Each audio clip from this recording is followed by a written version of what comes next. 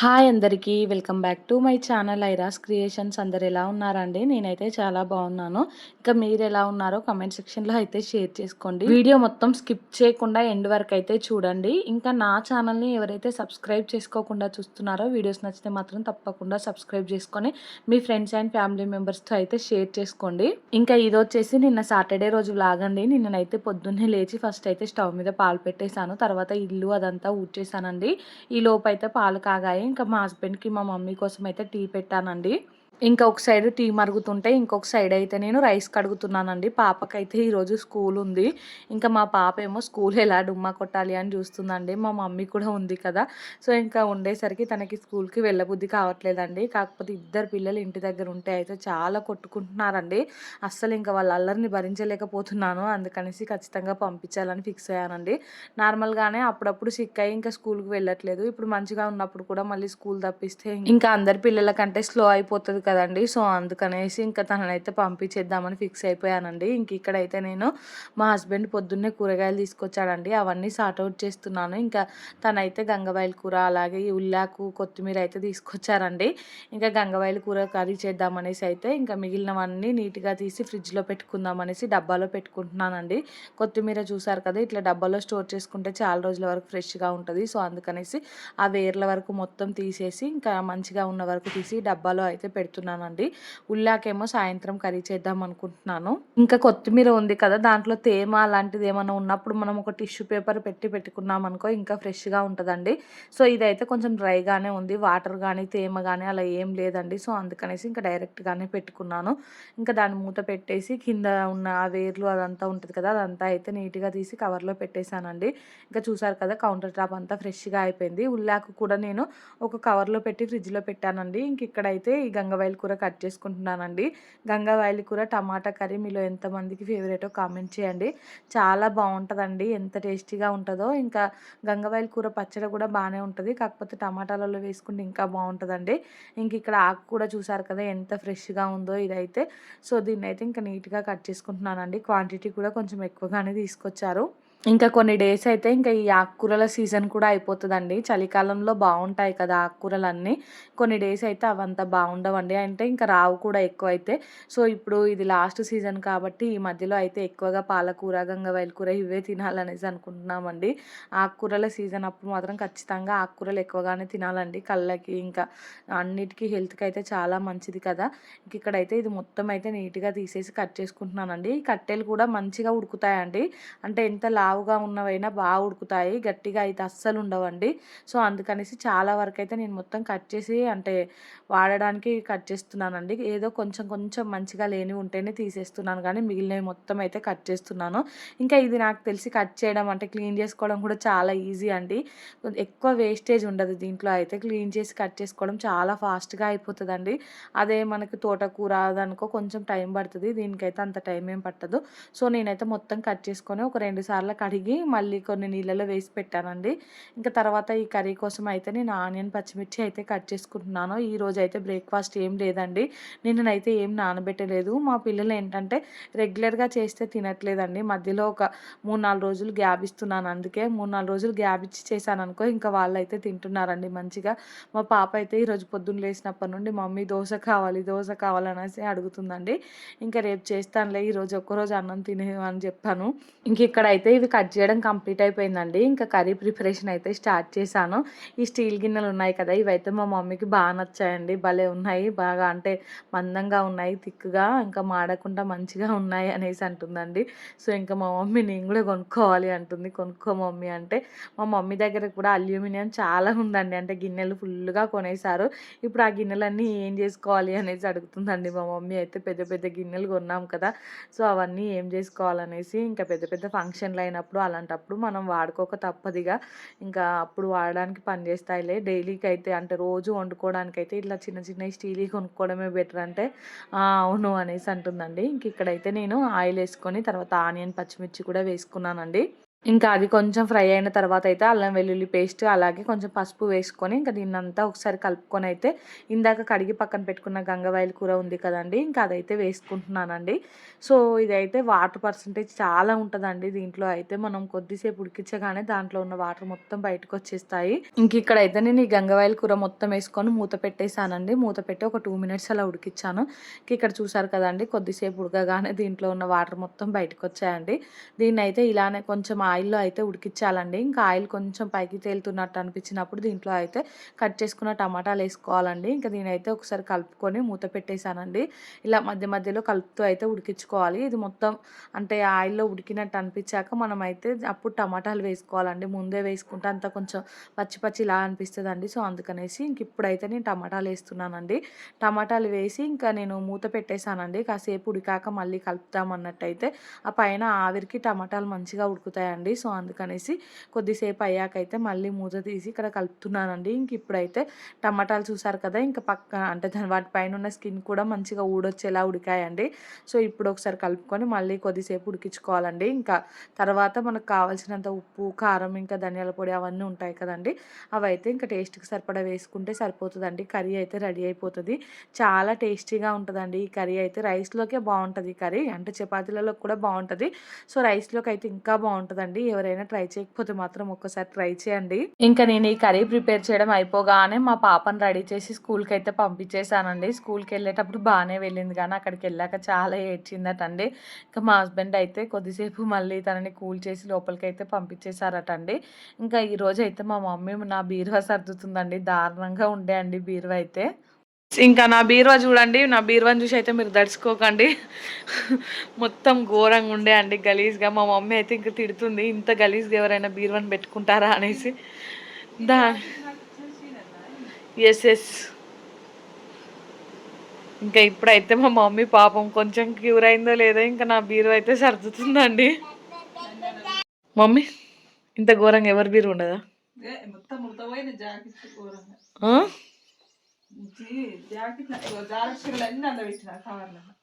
కవర్లలో పెట్టిందండి. నేను యూజ్ చేయని శారీస్ ఉంటాయి కదా, అసలు నేను నార్మల్గా అయితే శారీసే యూజ్ చేయను, ఎప్పుడో ఒకసారి కట్టుకుంటాను.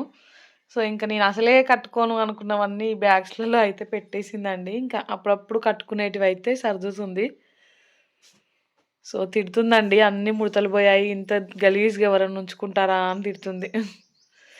ఏం చేస్తాను చెప్పండి, ఇద్దరు పిల్లలు, ఈ యూట్యూబ్, ఈ పనులే సరిపోతున్నాయి. ఇంకా బీరువా పని అంటే దీన్ని సర్దే ఓపిక ఎక్కడ ఉంటుంది నాకైతే.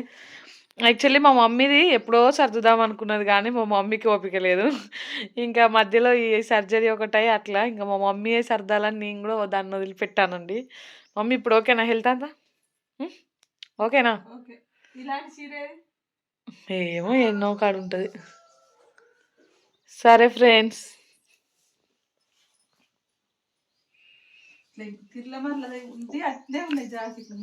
తిర్లమర్లనే పెట్టుకోవాలి మమ్మీ, ఒకదానికి కుచ్చుకుంటాయి వర్క్ బ్లౌజులు. మంచి నీట్గా పెట్టు, మళ్ళీ నేను ఎట్లా ఖరాబ్ చేస్తా కానీ. ఉన్నాయి పైన కూడా ఉంటాయి.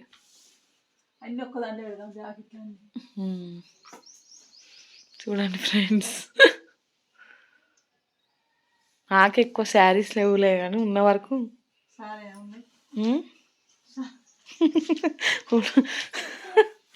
చాలా. ఈ జనరేషన్ వాళ్ళకి చాలా మమ్మీ, నాకు చాలే.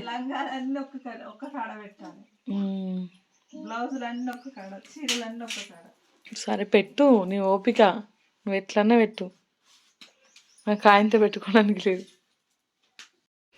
ఈ బ్లౌజ్ అయితే అసలు ఒక్కసారి కూడా చక్కగా వేసుకోలేదు. ఆ కింద ఉన్నది ఆల్రెడీ ఖరాబ్ అయింది. కింద ఉన్న కొత్త బ్లౌజ్ అంటే ఆల్రెడీ అట్లా పెట్టినా నేను దాన్ని, ఖరాబ్ అయింది దానిలాగా. అట్లా ఉంటుంది మనతోటి. అది పింక్ కలర్ ఉంటే ఇక్కడ ఫోన్లో రెడ్ కలర్ కనబడుతుంది.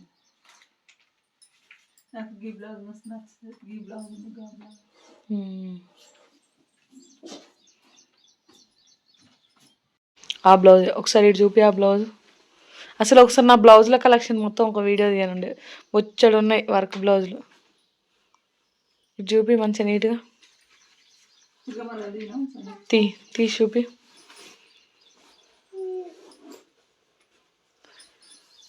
ఒక్కసారి కూడా వేసుకున్నా, ఒక్కసారి వేసుకున్నా, అది కూడా పోచమ్మల పండుగకు ఏమో అంతే.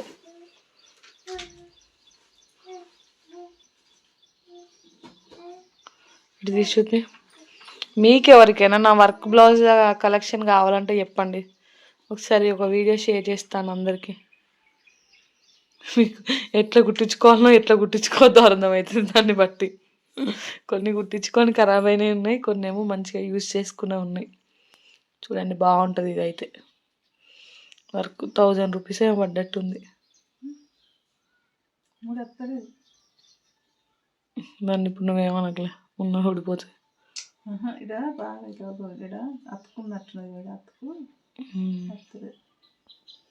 చూపి మంచిగా చూపి.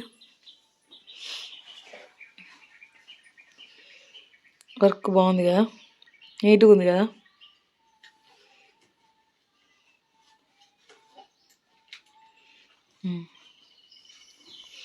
సరే అన్ని సర్దు. ఇంకా మా మమ్మీ అయితే నాకు బీరువా మొత్తం నీట్గా సర్ది ఇచ్చేసిందండి. అది చూపిద్దాం అనుకున్నాను కానీ మర్చిపోయాను మళ్ళీ నేను.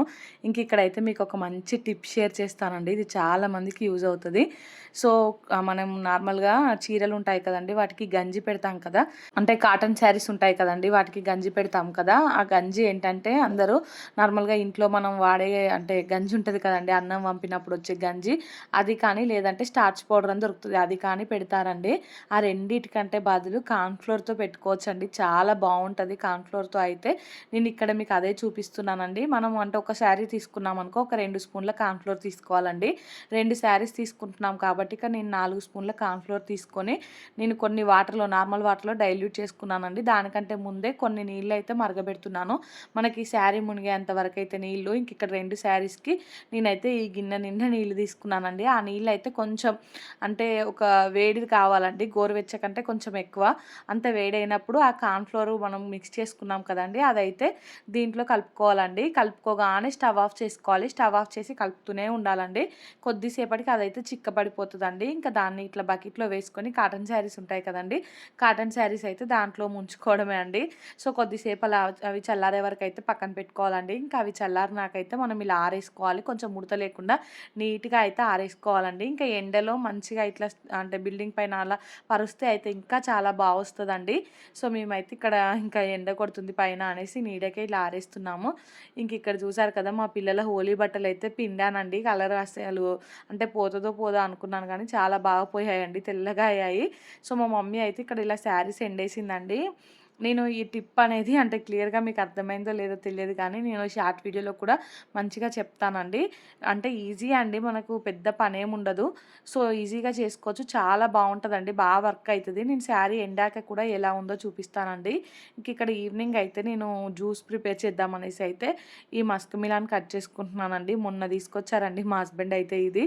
సో మొన్నటి నుంచి చేద్దాం అనుకుంటూనే పోస్ట్ పోన్ చేస్తున్నాను. ఇంక ఇప్పుడు పాప స్కూల్ నుంచి రాగానే ఇదైతే కట్ చేస్తున్నాను, జ్యూస్ చేసి ఇంకా మమ్మీకి మా డాడీ కూడా వచ్చారండి, డాడీకి అందరికీ అవుతుంది కదా అనేసి. ఇంకా మా హస్బెండ్ ఏమో నువ్వు ఆఫ్టర్నూన్ టైంలో చేయాల్సిన జ్యూస్ ఇప్పుడు చేస్తున్నావు, ఇప్పుడు టీ పెట్టమంటేనేమో జ్యూస్ అంటున్నావు, ఏ టైంలో ఏది చేయాలో కూడా నీకైతే తెలియదు అనేసి అంటున్నారండి.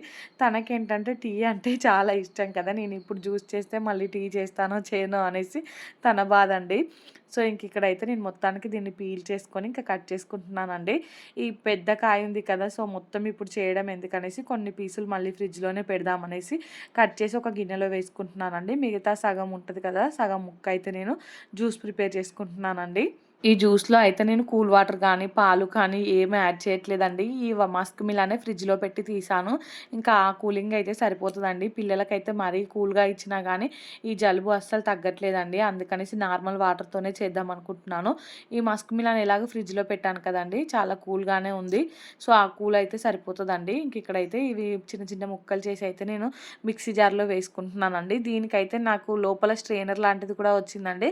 మనకి మస్క్ మిలాన్కు అంత స్ట్రెయినర్ అవసరం ఉండదు కదండి. సో అందుకనేసి నేను డైరెక్ట్ జ్యూస్ జార్లో అయితే వేసుకుంటున్నాను, చిన్న చిన్న ముక్కలుగా చేసి. అయితే ఫస్ట్ కొంచెం షుగర్ వేసి నార్మల్గా అంటే మిక్సీకి పడతానండి, అది మొత్తం ముక్కలన్నీ మెత్తగా గ్రైండ్ అయిపోతాయి కదా. అప్పుడు మనకి ఇక ఎంత మంది ఉన్నామో చూసుకొని అన్ని వాటర్ యాడ్ చేసుకొని అయితే మళ్ళీ ఒకసారి తిప్పుతాను, ఒక పల్స్ ఇస్తే సరిపోతుందండి వాటర్ యాడ్ చేసుకున్నాకైతే. ఇంకా జ్యూస్ అయితే రెడీ అయిపోతుంది. ఇంక ఇక్కడ చూసారు కదా, నేనైతే గ్లాస్లో పోస్తున్నానండి, మా పాపకి ఇచ్చేసాను, ఇంకా తర్వాత అందరికీ ఇచ్చేసానండి. ఇంక ఇక్కడ చూసారు కదా శారీ అయితే ఎంత బాగా వచ్చిందో. ఆరాకైతే కొత్త దానిలా కనిపిస్తుందండి. మనకి గంజి పెట్టుకున్నాం అనుకో, వర్షాకాలం అనుకో ఎక్కడికైనా వెళ్ళినా కానీ ఈగలు ఆలుతాయట అండి కొంచెం వాటర్ డ్రాప్ పడ్డా కానీ. ఇంకా స్టార్చ్ పౌడర్ ఏంటంటే చాలా కాస్ట్ ఉంటుందండి. ఈ కార్న్‌ఫ్లోర్ ఏంటంటే కేజీ 60 రూపీస్‌కి అలా వస్తది బయట. మనకు ఫుల్ శారీస్‌కి యూజ్ అవుతదండి. మనం ఇంట్లో కార్న్‌ఫ్లోర్ కిచెన్‌లో కూడా కొన్ని కొన్ని ఇట్లలో వాడతాం కదా!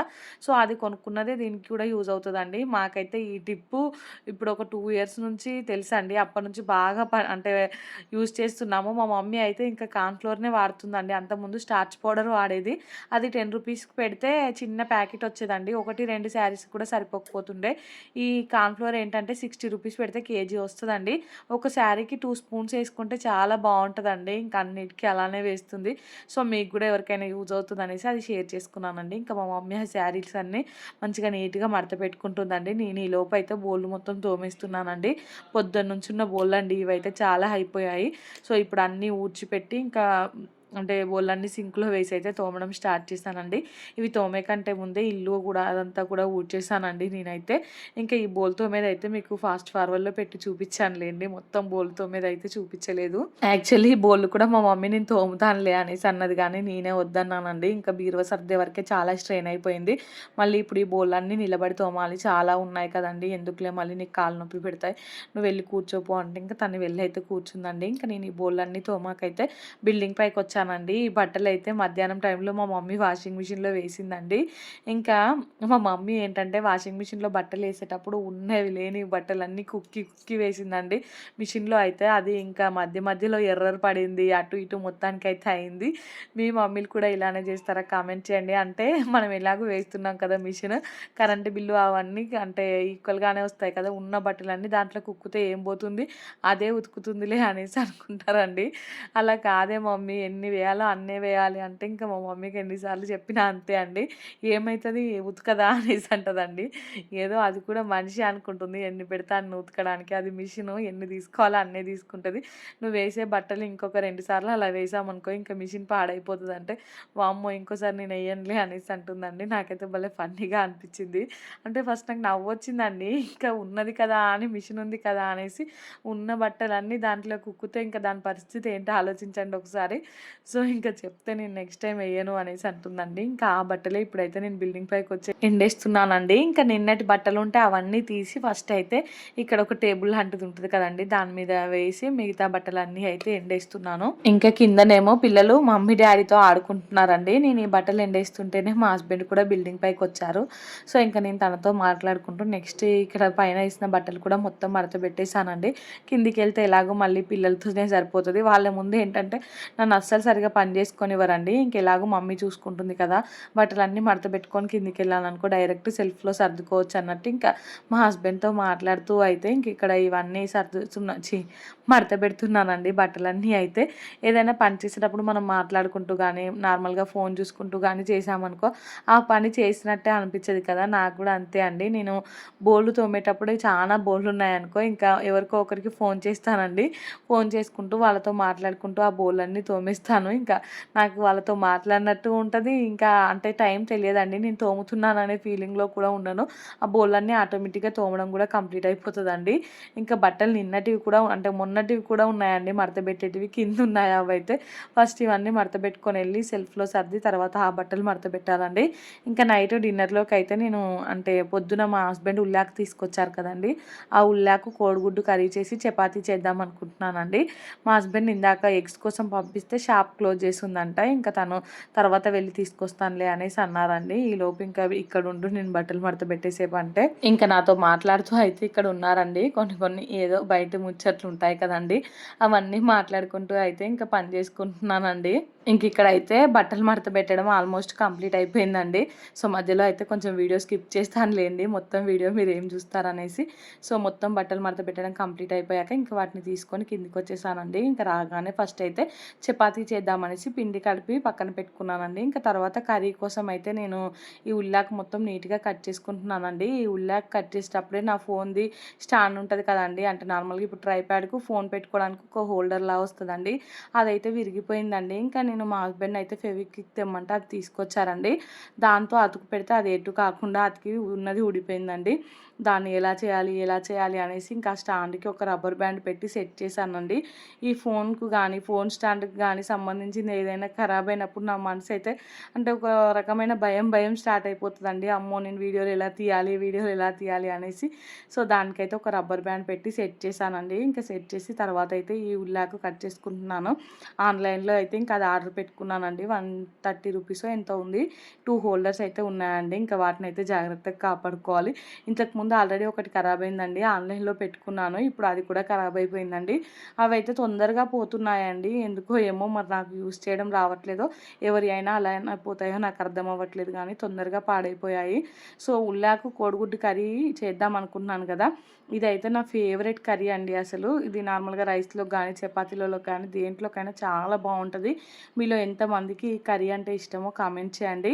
ఈ ఉల్లాకు సీజన్ కూడా అయిపోవడానికి వచ్చిందండి. ఇంకా ఇప్పుడైతే ఉల్లాకు అంటే ఉల్లిగడ్డ వచ్చే సీజన్ కదండి ఇది, ఇంకా ఉల్లాకు అయితే అయిపోతుందండి. ఇంకా ఈ సీజన్లో అయిపోయేటివన్నీ తింటూ ఉండాలి. మళ్ళీ నెక్స్ట్ ఇయర్ వరకు వెయిట్ చేయాలండి. మధ్యలో దొరుకుతాయి కానీ కాస్ట్ ఎక్కువ ఉంటాయి. సో మనకి తక్కువలో దొరికినప్పుడు వండుకొని తినడం బెటర్ కదా. ఇంక ఇక్కడైతే ఉల్లాకు కట్ చేయడం అయిపోయాకైతే నేను ఆనియన్, పచ్చిమిర్చి అవన్నీ కూడా కట్ చేసుకుంటున్నానండి. ఇంకా ఇవి కట్ చేయడం అయిపోగానే నేను కర్రీ ప్రిపేర్ చేయడం కూడా స్టార్ట్ చేశానండి. సో పొద్దున కూడా ఈ బౌల్లోనే కర్రీ వండాను కదా, మళ్ళీ ఇందాక బౌల్ అన్నీ తోమినప్పుడు దీన్ని కూడా తోమేశానండి. కొంచెం కర్రీ ఉంటే దాన్ని ఊడ్చిపెట్టేసి ఇంకా తోమి మళ్ళీ ఇదే గిన్నెలో అయితే కర్రీ వండుతున్నానండి. ఇంక ఇక్కడైతే ఫస్ట్ ఆయిల్ వేసుకొని తర్వాత అయితే జీలకర్ర వేసుకున్నానండి. ఆ జీలకర్ర కొంచెం అంటే ఫ్రై అయిన తర్వాత అయితే ఆనియన్, పచ్చిమిర్చి వేసుకుంటున్నానండి. ఈ మధ్యలో అయితే నేను కర్రీస్లలో ఆయిల్ వాడడం కొంచెం తగ్గించానండి. అంతకుముందు అయితే ఇంకా చాలా వాడేదాన్ని. ఇప్పుడు కొంచెం తగ్గిద్దామనేసి లైట్గానే వేస్తున్నానండి.